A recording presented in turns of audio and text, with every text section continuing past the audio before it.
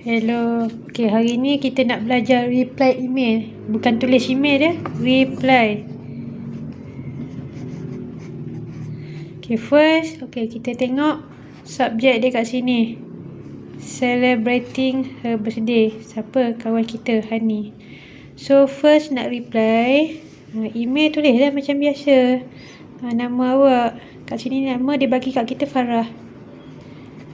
Jangan tulis Farah je. Siap kan? Sampai jadi email. Subjek. Ni subjek dah tulis dia kat sini. Celebrating her birthday. Siapa punya birthday? Hani. Tulis subjek kat sini sama dengan tajuk. Okay. Birthday celebration. Reply email based on awak punya soalan ni. Jangan terus tulis I hope you are in the pink. No. Kita nak reply. Ni, dia kata hi Farah. Ni satu soalan dia. Dia kata hi kat kita, kita reply pun hi.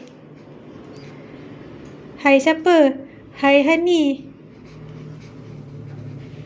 Okey, dah habis nombor 1. Nombor 2, tengok sini ayat seterusnya. It's my birthday next Sunday. I want to invite you. Dia nak jemput kita pergi kenduri dia, celebration dia. Kita kalau orang jemput pergi kenduri, pergi majlis, kita kata apa? Thank you. I hope you are in the pink. Buat apa? Thank you lah, dah dijemput. Thank you for what? For invitation.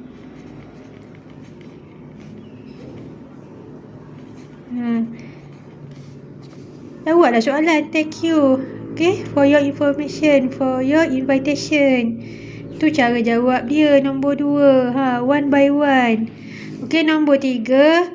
Do you think? Ni soalan dia. Kita nak reply. Do you think I should invite the whole class or just my best friend? Ni nombor 3. Baris nombor 3 bawah thank you ni. Do you think? I think. Apa dia? Nak jemput satu kelas ke?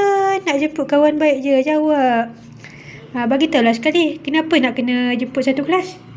Kalau kata nak jemput best friend je, kenapa? Okay. Kemudian number 4. I know you have really good taste in music. What kind of music do you think? Ni soalan dia nombor 4. Okay. I think. Tak apa, guna I think banyak kali pun tak apa. Janji jawab soalan. I think. The best music for your celebration benda apa? K-pop music ke? Pop rock music ke? Dangdut ke? Tulis je. Asal ada jawapan, menjawab soalan. What kind of music? Jawab soalan tu. Number 5. What kind of food do you think? Dia tanya, I think lah lagi. Makanan apa yang awak rasa boleh makan? Bukan kata awak je, dia boleh makan, anak beranak dia boleh makan, kawan-kawan boleh makan. Choice of food, I guess.